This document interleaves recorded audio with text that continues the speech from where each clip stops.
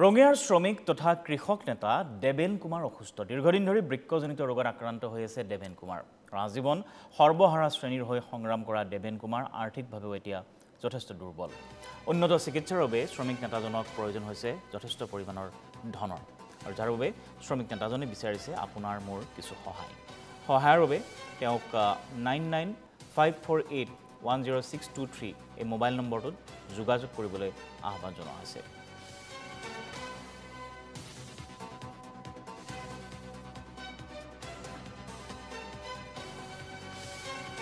বৃক্কৰ ৰোগত ভুগি আছোঁ। গোটেই জীৱনটো ৰাইজৰে সেৱা কৰোঁতে গ'ল।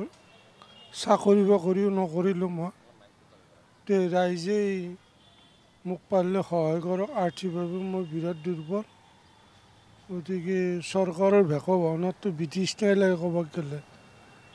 গতিকে আয়ুষ্মান কাৰ্ড দিছে যদি লাইন 5 দিন লাইন সেইবাৰ লাইনত কাম কৰিলে আয়ুষ্মানৰ ঔষধ আনিব নোৱাৰে, ৰোগী মৰিব, সেনেকুৱা অৱস্থা। পইচা নহয় মানুহ। গতিকে ৰাইজ আপোনালোকক হাত জোৰ কৰি গৈছোঁ। গতিকে মোক পাৰিলে অলপ সহায় কৰক।